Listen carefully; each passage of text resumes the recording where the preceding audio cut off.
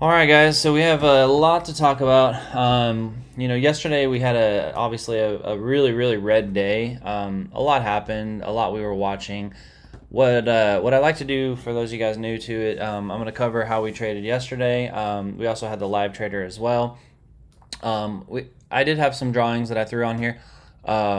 It's kind of interesting because we actually, I'm going to zoom out a little bit. It's easier to see. We did it on a higher time frame, but we had the fall, and in the room, let me mute a few of these because I know sometimes it's harder for y'all to see.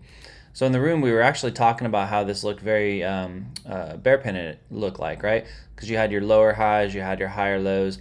It didn't really oscillate a lot, so I was thinking there might be one more little oscillation in there. So we actually drew a line right here. And the interesting thing, like you guys know, when we trade this stuff, right? Usually when you have your break of that line and then you fail your retest, right? That's where it truly moves. So that bear pennant played out really well. Now what I want to talk about is if you look here at 425, we had a nice little bounce. I'm not sure where I put it in the room here, but you can see right here we had talked about spies hitting the lower area, so be careful. And then 425.96 was actually the call we had on the bounce. So you can see we broke just below that, tried to test it as a resistance. The moment it got support again, it shot right up. And then, we just kind of been going up since then. So when I was talking about we're at the upper and lower range, what I want you guys to really watch today is if you go to the 1 hour on the SPY and you zoom out, right? We had our push up, we had our push down, our kind of secondary push that was lower high, dropped us down. And what I've been talking about is I even mentioned yesterday on the call, is that if we can't hold support, above that 429.50 and it collapses, it's going to drop us back into this level, which is the same thing we got going on over here, right? Because it always does the same thing on the other side once we reach that spot. So it did not shock me that we had bounced right around here, because this is where it had bounced around this side too. So now what we want to do is we want to look at where's those highs for this range here. So our highs is up around 429.50, right? So if you come over to this side here, you can see we're doing something very similar. We hit our bounce, we pumped up. It came back up to about 428.07 or so. So there's a pretty strong chance that we could continue to see a little bit more upside today, back to that 429.50. But I'll be really really cautious of your possible rejection around there, because if you think about it, if we're still riding this side here, there's that chance that we could end up hitting that right top and then break down and collapse down to here. So that 429.50 is going to be a very very pivotal spot, because if we break it with any kind of momentum and we can hold above it, right, and we end up above it right around in here, now we've broken this in that sense it would be that we broke this trend line, right? Because it would come up like that, it would hit it, and if we break this little minor trend line right here, plus we stay above on support, then we're going to see some crazy upside. But if we can't break that and flip the 429.50, we're just going to come back down, right? And then it's just going to range. So this is the best time for us traders when we scalp to have it happen like this, because I mean you can make so much money on these scalps. Hey, good morning, Victor. So that's kind of the range that I was watching. If you guys are in the room, we already put out our support and resistance levels to watch. We set up our live trader settings. If you're part of the room, guys, I do show just kind of a little glimpse there for people that are on TikTok. But if you come into Market Insights, if you are a member, even the $47 membership, you get a little bit of a insight each day, right? So we talk about guidance, bullish and bearish. I put out all my live trader settings that I do for the automation, everything. So what's a scalp? A scalp is when you're in and out. So you have scalp trading, flow trading, and you have day trading, right? And so it's just all about time frame. A scalping, we use the 1 and 2 minute chart, and we're in and out. Most of our trades, I mean, we try not to have it last more than 30 minutes, ideally, right? Just get in and get out. I like that style of trading because you can catch more oscillations in it to make more money. and you're not risking large amounts, right? Each trade is risking just a short amount. So, um, but just continuing on, so that's kind of the ranges that we're going to watch on the SPY. There's two things that I see playing out possible today, right? One is we break above this 428.27, which was our prior level that we had marked, and if that happens, then we're heading on the upside. The second thing is if the market opens and we do have a little bit of a drop again, I would watch for this potential double bottom here. So that's what I'm going to kind of be watching, because if the double bottom plays out on the SPY, that's going to have enough juice to push us through, right? So I would look for something like that, and especially if it can find support on that 425.96, because it would be a higher low that would push us above the neckline right here, which would pull back for a retest, which would be enough to reclaim this side here, right? So this would be a pattern we could see today. I like to formulate those in my brain before they happen, because that way if you're in a call, right, you don't freak out when it goes down, because sometimes going down first is actually a good thing for you. So I know that sounds strange, but it is. But as far as, the 1 hour goes, I mean, we got lower highs, so there's really not a lot of divergence. We do have the divergence here, bullish divergence, right? Because we talked about this yesterday, you have 1, 2, 3 peaks, or peaks, 3 lows of, lower lows, and then here you have 1, 2, 3 of higher lows, right? This one's really close. It almost like an equal low, but that's still divergence, right? It shows that the price action fell more than the money that's coming into the market. So that tends to give us that little bit of a bounce from that. So we're still looking a little bit stronger on there.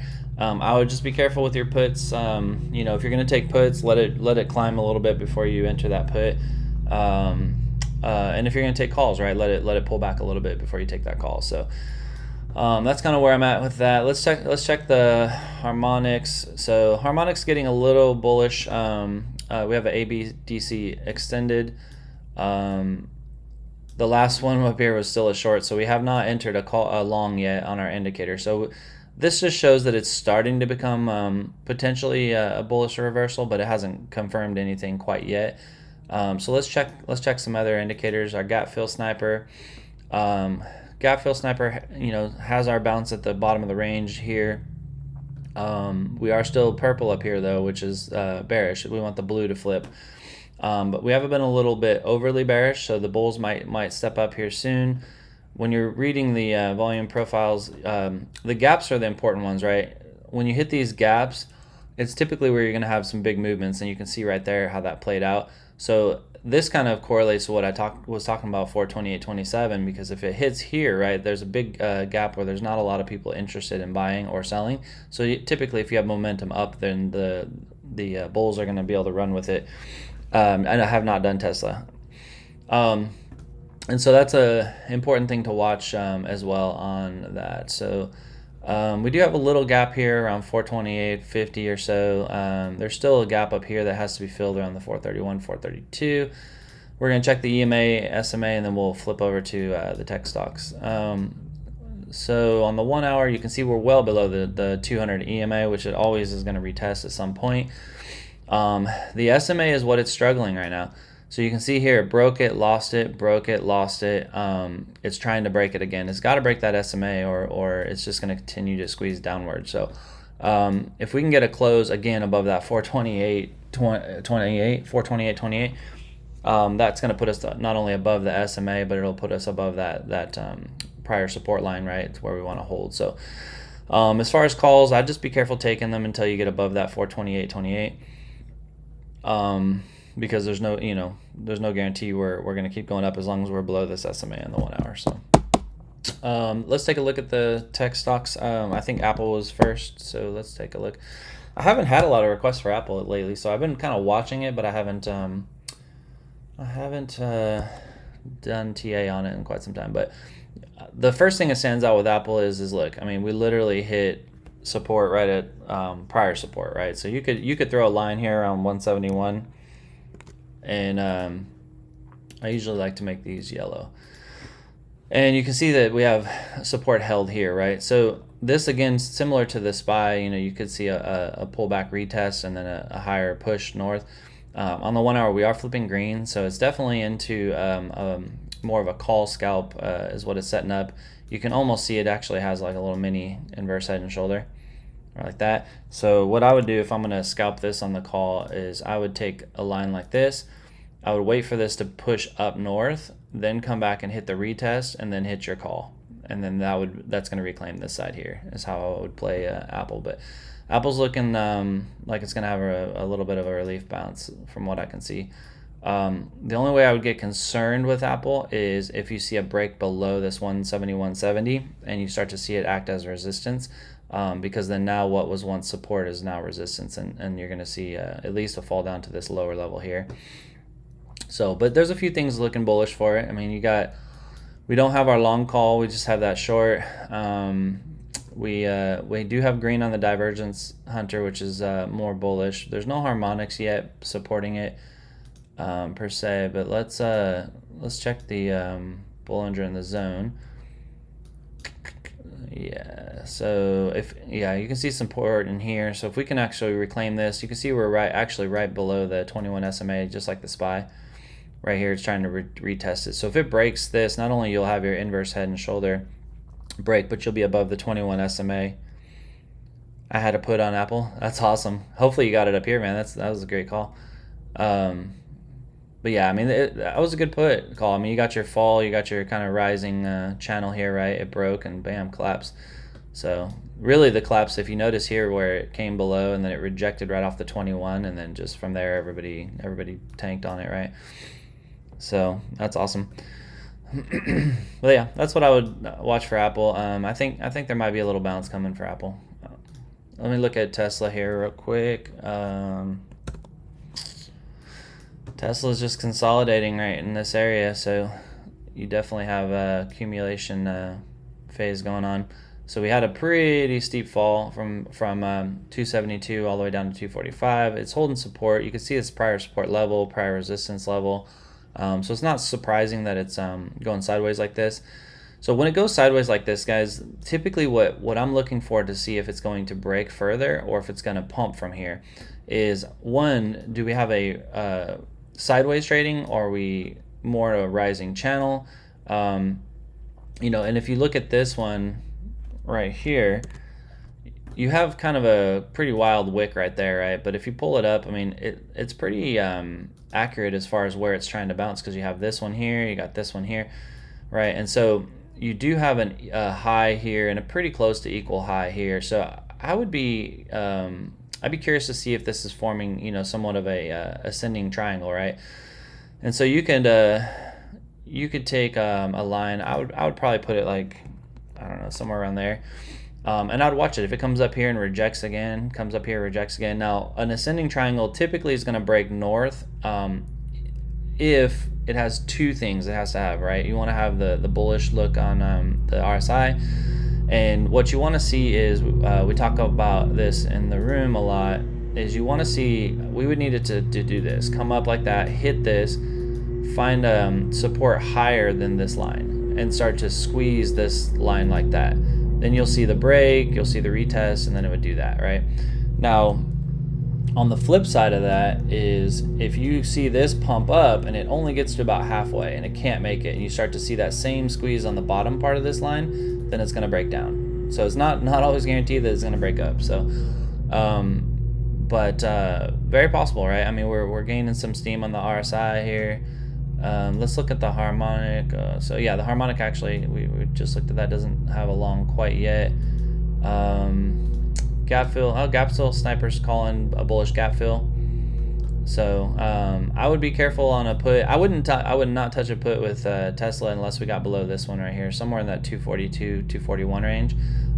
Aside from that, once you get your bullish confirmation, I would take a call up on this one. You have the POC from our gap fills right there. We're right above that too. So hope that helps you out. Yeah, pre-market SPY.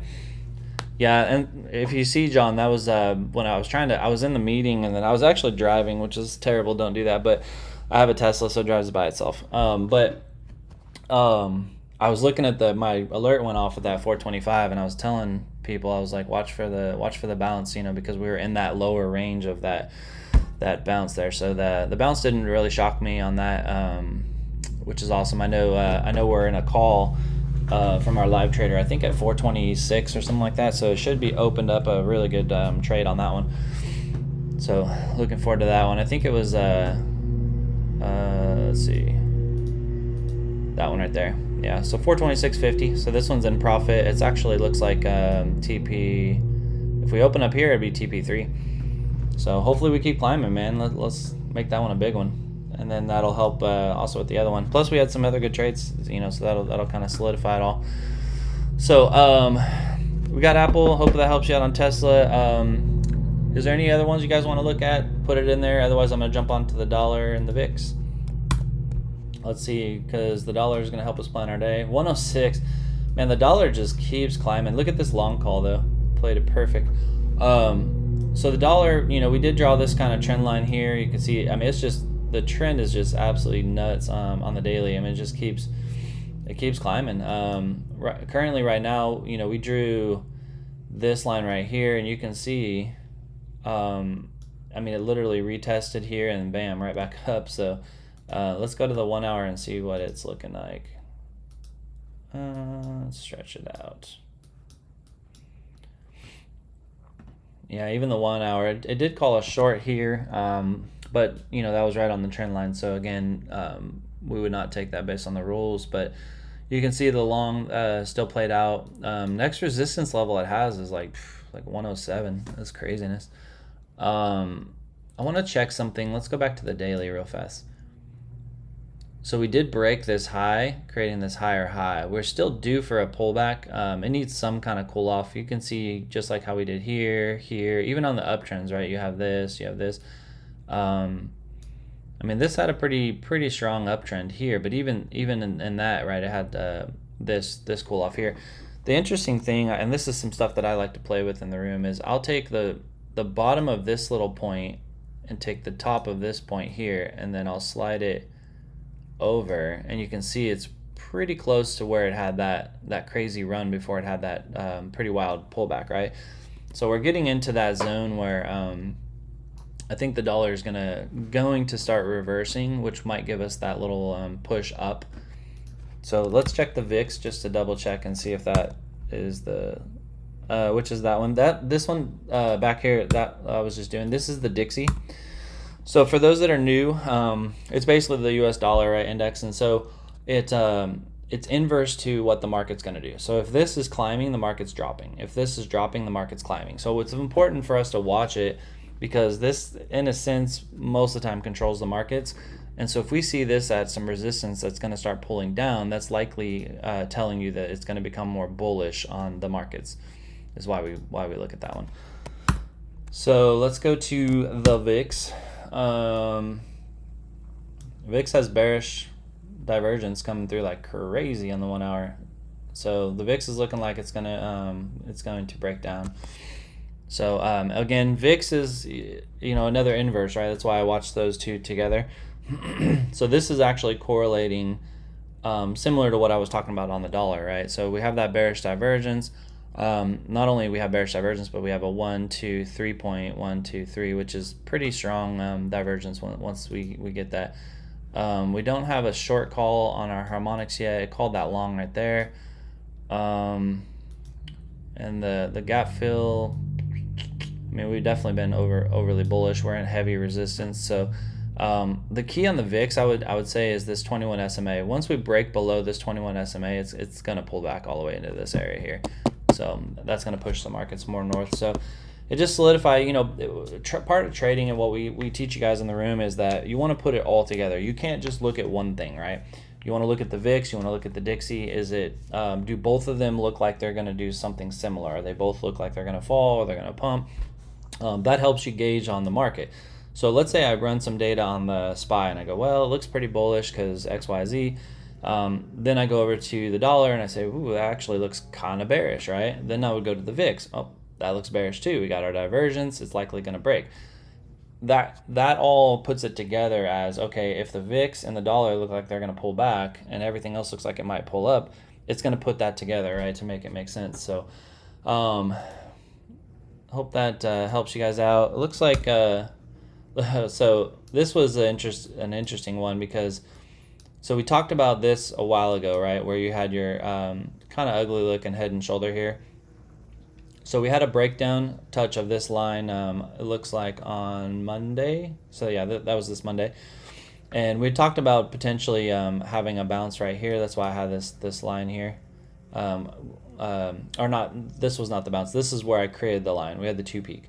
So what I had said was if we break this line here, then we're likely to reclaim this whole side right here. However, the flip side, if we hold support, right, it's going to push it back north. And you can see we push definitely back north. This is basically a double bottom right off of the trend line, which pushed us up. I would be very cautious taking any kind of longs on crypto or Bitcoin right now until it can break this trend here around 27K. I think you can capture a nice little scalp. Otherwise, if you look, we're just on this side of resistance here. So you can almost draw a line right there on 26.8, which has always been a known support and resistance anyways. If it continues to butt its head on there, it's just coming right back down. So, yeah, if any of you guys out there doing crypto, we honestly have almost made a full shift to options in our room. A lot of people still trade crypto, but those that are in the U.S. that got banned from the BitGet stuff, a lot of us we just trade options now. So. We do live trader stuff, guys. This is our automation. We set up these settings. I'm just going to go over it quickly. So we've created technology that works with Tasty Trade, where you can control your volume, your direction. On that, you can actually trade any of these things in here that we have listed, and you can set your trading zone if you want it to stop at the end of the day. I mean, you have full control over your trade. The beauty is once it takes a trade, just like it did here, it creates its take profits for you, and so it works 100% automated. It will open the trade on here for you. It'll close the trade on here for you. You can set stop losses. The whole works. So if you're looking for something like that, just check us out. Yeah, it did. KYC. Well, KYC did, but let's be honest, it's more the SEC is what killed crypto. That's a whole can of worms to discuss. Amazon and BTC hating crypto lately. That's the thing, guys. The SEC came out and they attacked all the big boy exchanges, and so all the little exchanges freaked out, and now they do the KYC. And it's always a sore topic for me because the governments they say that you can't do margin because of your safety, to protect you, but in reality I can go drop 20 grand at a casino and lose it all in one hand, and they're completely cool with that. No problem. Go visit your gambler's hotline. But God forbid I do a little margin on the US. So, but what it boils down to is they're not getting the taxes from it. That's all what it is. It's all money. So it'll come back, I think, to the U.S., but it'll be after they create their the exchange. What is it? Fidelity and Vanguard, I think, are doing. I even forget the name, but that's kind of where we're at today, guys. We will be trading in the room if you guys want to come in and check us out at botjock.com. The website just looks like this, like that. Check us out. You can come in even with just an email. We charge mostly for our products, not for our TA and stuff. So, and you can see this is kind of the plan. So most people just hop in with this one to check it out, but you can even come in free if you just want to talk. But that's all I got for today, guys. Let's push it up. The Fidelity effect, right? I know. So hopefully, we get a little bounce in the market today. I know we're in a couple calls in the room. A lot of people were catching that bounce. So far, so good, guys. Let's get it. It's going to be an exciting days. I think we had some news today. I didn't even touch on that. I have a few minutes left, so let's talk about the news.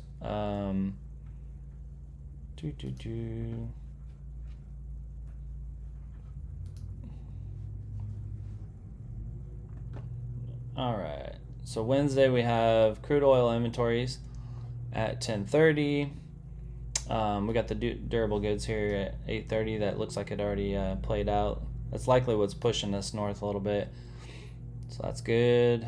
The big one I think is tomorrow. So guys, I will caution you. Tomorrow, Powell's speaking at 4 o'clock, right at market close. if you are placing a trade based off of him speaking right at the right at the end of market, you are gambling. Like, I will not. All my trades will be closed by like 3:30, maybe even 3 o'clock tomorrow. It's just not worth it because nobody knows what he's gonna say. There's no projections in here. You're gambling. I mean, we could shoot up in a big way. We could freaking tank in a big way, right? And so if you are up, I tell people, if you got that gambling itch and you want to do it, I don't recommend it. But if you're up, let's say 4 or 5,000 for the week, and you want to throw a $500 or $1,000 trade to see if you can guess it right. I mean, just don't risk all your profits, right? Don't put yourself in red on a gamble. It's not smart.